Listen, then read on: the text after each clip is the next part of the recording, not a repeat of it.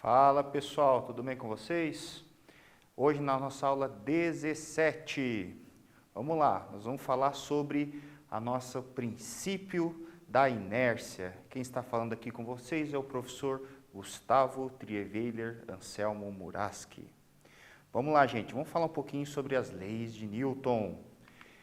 Pessoal, bem, na última aula, na aula 16, nós tínhamos visto algumas coisas sobre quantidade de movimento, nós tínhamos falado sobre impulso e nós tínhamos feito uma leve introdução sobre leis de Newton, certo? E hoje nós vamos estudar de fato as leis de Newton, em especial a primeira lei de Newton, que é o princípio da inércia, ok? Vamos lá. Então, retomando, fazendo uma revisãozinha da nossa aula anterior, nós tínhamos falado sobre a quantidade de movimento, que nada que mais que é o produto, produto, multiplicação, lembre-se, produto, multiplicação, produto da massa pelo vetor, produto da massa com a velocidade, certo? Lembrando que velocidade nada que mais que é um vetor, certo? Vetor, lembrando, módulo, direção e sentido, correto? Representado por essa equaçãozinha que vocês estão vendo aqui, beleza? Vamos lá. Outro princípio que a gente tem que saber bastante sobre a questão da inércia, sobre a primeira lei de Newton, que nós vamos estudar, é o princípio de conservação da quantidade de movimento. A quantidade de movimento total de um sistema se conserva se a resultante de forças externas que agem no sistema é nula. Então, aqui no slide, nós temos alguns exemplos de sistemas que se conservam, onde a interação é muito curta. Então, choques mecânicos, como de veículos, um jogo de bilhar, como vocês estão vendo aqui, ou, por exemplo, numa situação espacial, aqui, como vocês estão vendo, aqui numa situação de foguetes e tudo mais, no lançamento de espaçonaves, ok? Mas, vamos dar continuidade à nossa aula. O que a gente sabe disso, Nós sabemos que a quantidade de movimento tem que conservar, então isso significa que a quantidade de movimento inicial é igual à quantidade de movimento final. Ou seja, o que eu tenho no início do processo é exatamente o que eu tenho no final deste. Beleza? Vamos lá. O que seriam as famosas leis de Newton? Gente, nós temos que entender que a ciência ela é construída. Certo? A construção da ciência não é simplesmente alguém que nasce inspirado e simplesmente vai lá e cria a física, cria a química. Ela é baseada em cima de fatos, em cima de construção humana, em cima de vários autores, certo? E existe um momento histórico ali, ok? Bem, entre eles, entre vários que nós tivemos, nós temos o senhor Sir Isaac Newton, com o título de cavaleiro. Temos aqui, Sir Isaac Newton apresenta ao mundo o seu livro, desculpa o meu latim aqui, o seu Philosophy Naturalis Principia Mathematica, em 1687.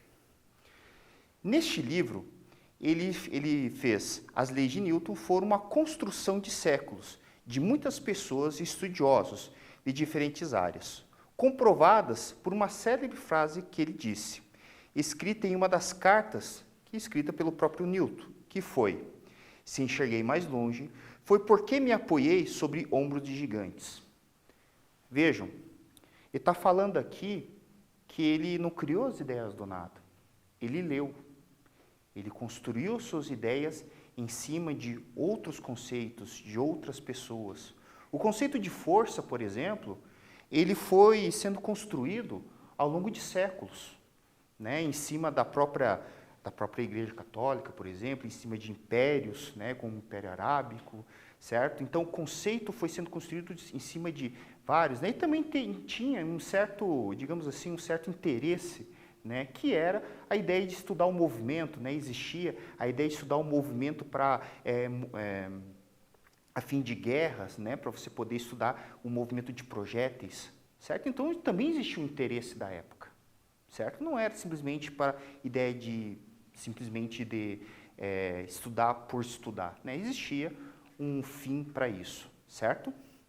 Bem, vamos lá, vamos continuar.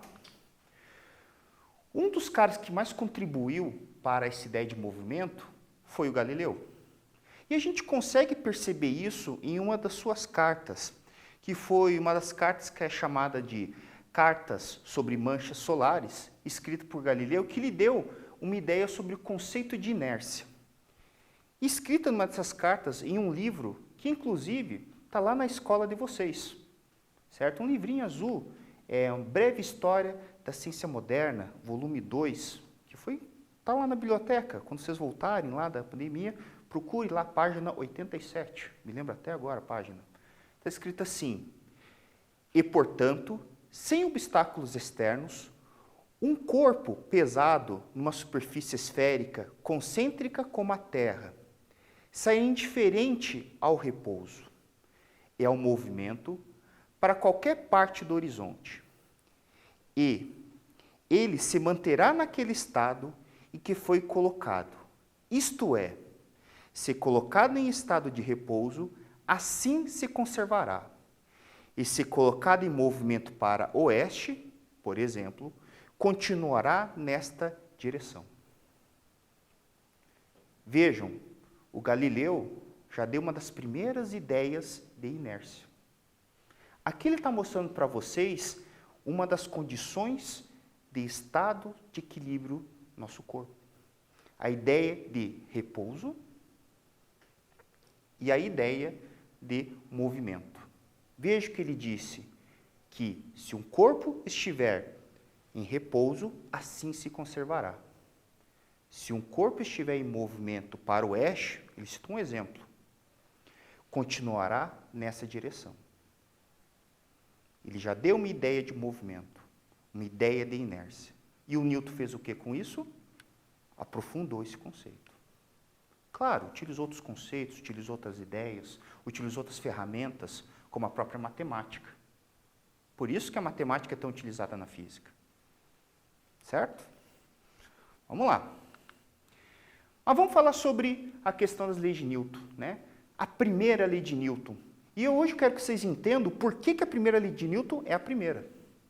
Certo? Por que a primeira é a primeira? Por que a segunda é a segunda e a terceira é a terceira? Por que existe essa sequência? Eu quero que vocês entendam o seguinte. O primeiro enunciado diz o seguinte, a primeira lei de Newton. Todo corpo permanece em seu estado de repouso ou de movimento uniforme em linha reta, a menos que seja obrigado a mudar seu estado por uma força que atue sobre ele. Gente, existe alguns clichês da vida aí que fala assim, o que está em repouso tende a permanecer em repouso, o que está em movimento tende a permanecer em movimento, né? Isso é um clichê. Só que é o seguinte, Newton está sendo bem categórico aqui, ele está falando o seguinte, cara, o que está em repouso permanece em repouso, beleza, todo mundo vê isso, né? Uma cadeira vai ficar em repouso, beleza, vai ficar em repouso, a menos que tenha, sei lá, um espírito maligno que vai lá fazer ela se movimentar, é outra história. Né? Aí já temos outros papos, né? Mas vejam, o mais difícil para nós é vermos o movimento. O movimento é muito difícil, porque a tendência que a gente vê aqui na Terra é o parado, certo? Mas o Newton, ele viu longe, ele está vendo a questão do movimento, que a tendência das coisas também é permanecer em movimento, mas não é qualquer movimento. É um movimento em linha reta com velocidade constante. Se vocês lembrarem da aula do professor Hugo, vocês vão perceber que existe um movimento lá, nas aulas anteriores, lá, né, nas nossas aulas Paraná, o famoso movimento retilíneo e uniforme. O velho MRU. Certo? Então aqui vocês estão vendo, né, que existe uma condição de inércia. A inércia diz para nós que a tendência é que os nossos corpos, a inércia em si fala que os corpos eles tendem a ficar nesse estado de equilíbrio. De que forma? Ou eles permanecem em repouso, ou seja, velocidade zero, que a gente chama isso de equilíbrio estático, que é o comum, todo mundo vê isso, ou o chamado equilíbrio dinâmico, que é o que eu falei para vocês, é o difícil de ver, que é quando os corpos apresentam esse movimento retilíneo uniforme. Só que essa condição só existe quando nós temos força resultante igual a zero. Essa foi a condição que o Newton falou, essa é a primeira lei, certo? Isso só acontece com a primeira lei. E isso responde à nossa questão anterior, né? O que as leis de Newton têm a ver com a questão da quantidade de movimento e tudo mais, impulso? Isso aqui, na verdade, pessoal, princípio de conservação de movimento. Simplesmente isso. Vamos lá. Outra coisa que o Newton falou sobre a questão é a inércia, né? Leia esse exemplo aqui para nós. Um carrinho de compras vazio é mais fácil que empurrar que um carrinho cheio de compras. Isso é óbvio, né? O carrinho com compras oferece uma resistência maior a mudar de estado de equilíbrio. Assim, um carrinho com compras apresenta uma inércia maior. Podemos dizer que a inércia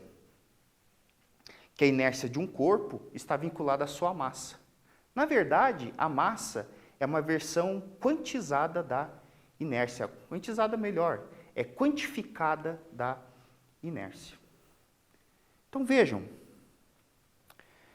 a inércia nada que mais que é a oposição do corpo de mudar essa característica de oferecer essa resistência à mudança de movimento. Então, quanto maior um corpo, maior a oposição a essa mudança, certo? Essa condição de mudar esse estado de equilíbrio. Lá na minha cidade, lá em Paranaguá, por exemplo, a gente tem os práticos. Os práticos, eles pilotam os navios e eles ganham uma grana para poder colocar os navios para dentro lá do porto. Né? E os caras falam, por que ele tem que ganhar muito dinheiro? Com certeza, porque ele traz lá navios com 200, 300 mil toneladas e eles têm que saber exatamente onde tem os calados, os problemas lá, tudo mais, porque qualquer movimento errado, aquele navio não para como se fosse um carro, certo? Ele tem que ser tudo bem calculado. Então, é inércia. Um navio parar, por exemplo, demora 5, 6 quilômetros. Não é uma coisa tão simples. Vamos lá. Gente, agora nós vamos começar o nosso quiz, certo? Aqui, em uma estrada retilínea, um carro e um caminhão estão se movendo com velocidade constante, de 60 km por hora, na mesma direção e sentido. Qual dos dois apresenta maior quantidade de movimento? Vamos lá, agora é com vocês. Vou dar um tempinho e vocês respondam aí.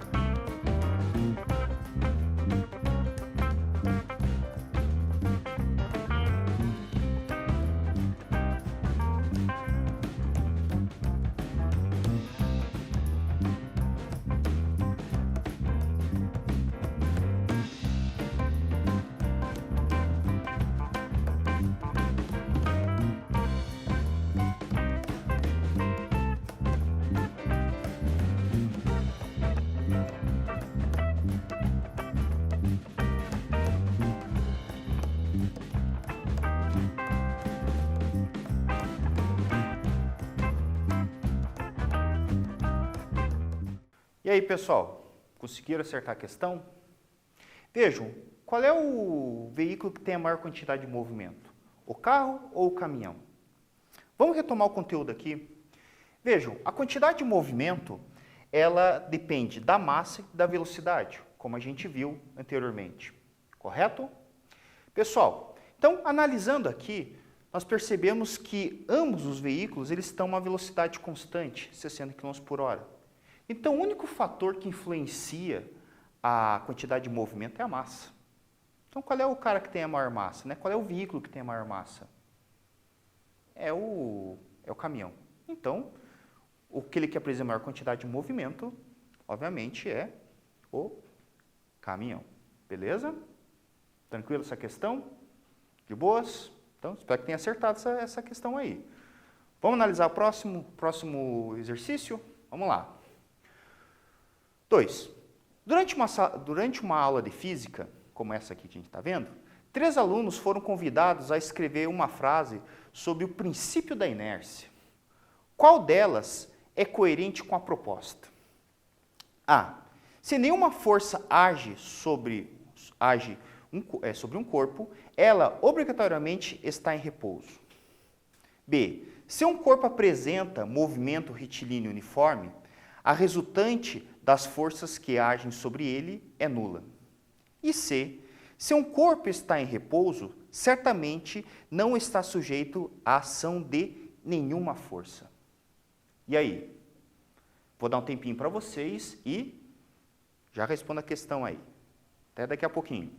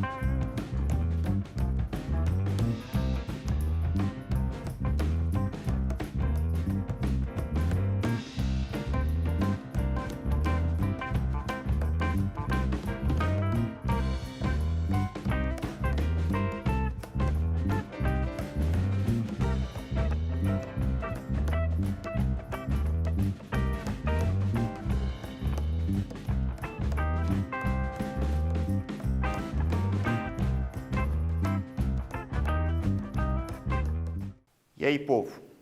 Conseguiram entender a questão? Qual das afirmações está correta? Vamos analisar cada uma delas.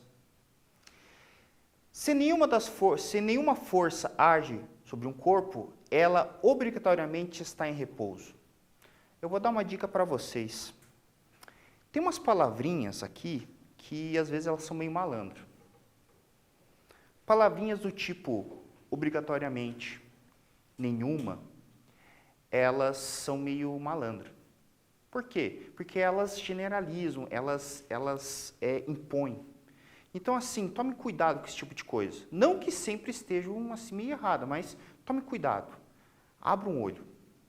Então, assim, quando ele fala para nós, se nenhuma força age sobre um corpo, ele obrigatoriamente está em repouso, certo? Lembre-se que eu tenho essa condição aqui. Lembre-se que se eu posso ter a situação de forças, sabe? Eu posso ter forças atuando sobre ele, mas eu também posso ter nenhuma força atuando sobre ele, ou seja, forças zero. Só que mesmo assim eu posso estar nessas duas situações, porque essas duas situações aqui, elas são situações de equilíbrio. Ou seja, equilíbrio estático, quando ele está em repouso, ou movimento retilíneo e uniforme, ou seja, ele está em movimento com velocidade constante. Certo? Então, não é só uma condição, são duas. Então, essa alternativa já era. Se você for analisar, a B. Se um corpo apresenta um movimento retilíneo uniforme, a resultante sobre a força que age sobre ele é nula. Pode ser? Sim. Mas eu não estou colocando a palavra obrigatoriamente, sempre, nada disso. Então, essa questão está certa? Tá certa sim. Tá de boa. Inclusive, a nossa alternativa correta. Agora, analise a alternativa C. Se um corpo está em repouso, certamente não está sujeito à ação de nenhuma força. Olha a palavrinha nojenta de volta. Certamente. Calma. Novamente, tem que tomar um pouquinho de cuidado com essas palavrinhas taxativas ali, né? Ela pode estar, sim, nessa situação ou nessa. Eu posso ter nenhuma força atuando, realmente, ou eu tenho forças resultantes aqui, que a somatória delas é zero. Ok? Então, lembre-se disso. Eu estou trabalhando sempre com forças resultantes, não com forças em si, né? Lembre-se de que eu posso ter uma força resultante nula, certo? Isso representa que força resultante nula não significa que não tem nenhuma força atuando sobre o objeto. Ok? Próxima questão. Vamos lá. Agora, exercício de verdadeiro ou falso para vocês aí. Indique V para as verdadeiras e F para as falsas. Para as afirmações a seguir, de acordo com o princípio da inércia. Vamos lá. Primeira questão. O lápis que está em repouso sobre a mesa do professor permanecerá nesse estado enquanto a resultante das forças que agem sobre ele não se alterar. B. Quando o objeto está em repouso e permanece assim, a resultante das forças que agem sobre ele é nula. Um corpo se movimenta para o sul em trajetória retilínea, com velocidade constante de 10 metros por segundo. Se a resultante das forças que agem sobre ele permanecer nula, ele continuará se movimentando para o sul, em trajetória retilínea, com velocidade de 10 metros por segundo. E a última, uma bicicleta está estacionada numa rua. Permanece em repouso, porque a resultante das forças que agem sobre ela é nula. Portanto, a bicicleta está em equilíbrio estático. E aí? Essa aqui é mais longa, né? Precisa um pouco mais de neurônio aí. Então, dá um tempinho para vocês e analise cada alternativa aí. Já volto.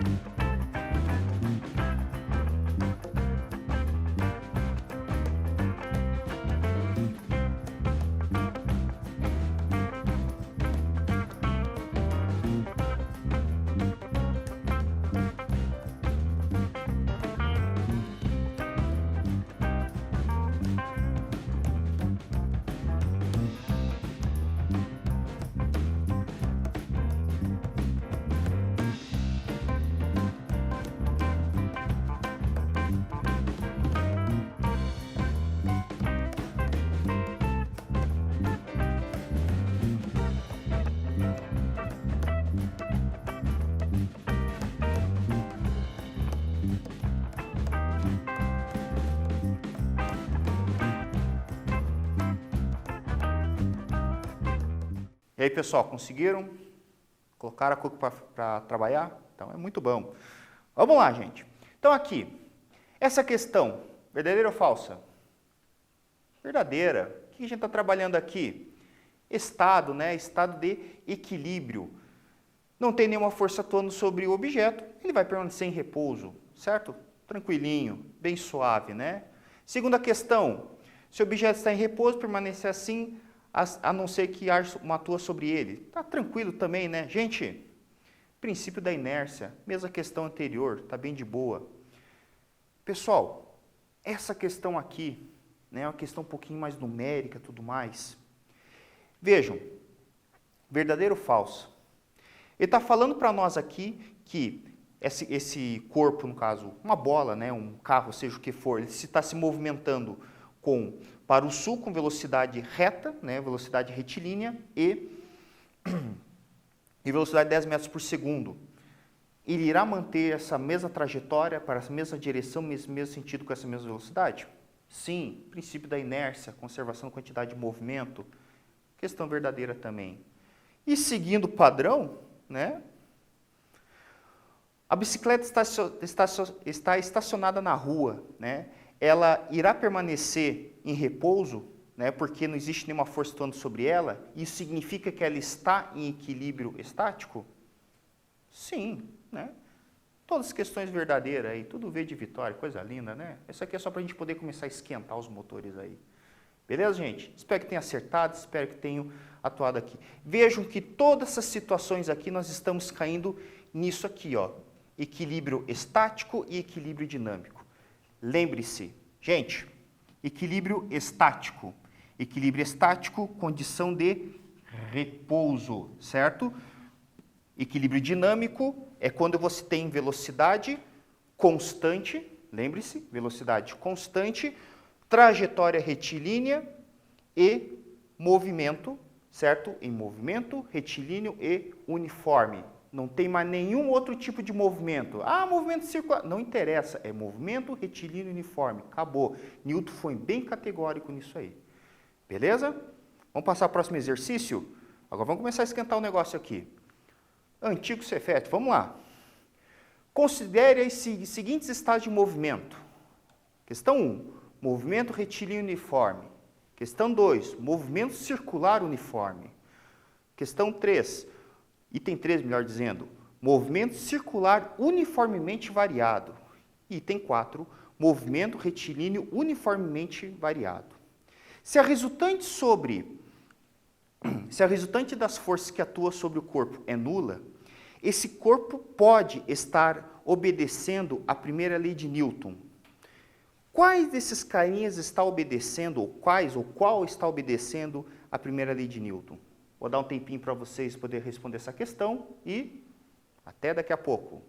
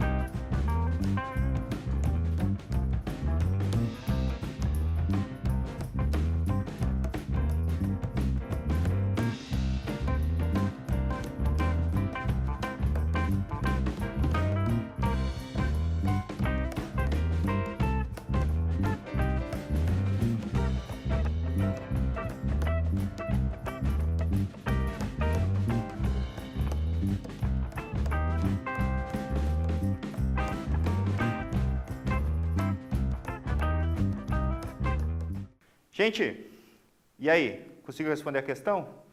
Pessoal, lembre-se do que o Newton falou. Newton foi bem categórico, certo? Nós temos duas situações de equilíbrio, movimento retilíneo uniforme e repouso. Então, vejam, qual situação nós temos primeira lei de Newton? Gente, não tem outra, só alternativa A, né? Movimento retilíneo e uniforme. Mais nada, né, gente? Questão dada aqui, ó. E outra, vestibular Paraná, coisa linda, hein? Isso aqui é dos antigos, mas é uma questão muito boa. Vamos lá. Próxima questão. Em nosso cotidiano, podemos observar o princípio da inércia em várias situações. Uma delas é quando andamos de ônibus ou trem. Pensando nessa situação, responda: por que, quando o ônibus breca, os passageiros vão para frente? Essa é boa, hein? Vamos lá. Tempinho para vocês poderem responder essa questão e dá um tempinho aí. Vamos lá, gente. Com vocês agora.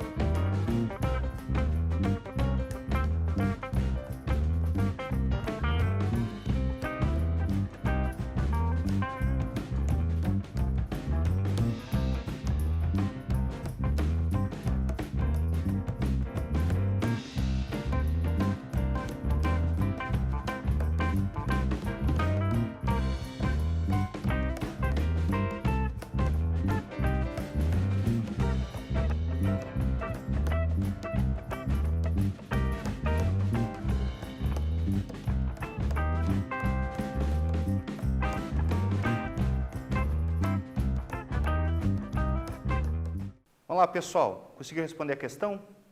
Vejam, essa questão aqui, basicamente, é o princípio da inércia, certo? O que acontece, basicamente, é que as pessoas elas participam da velocidade do ônibus, mais nada. Então, a resposta correta é essa aqui, ó.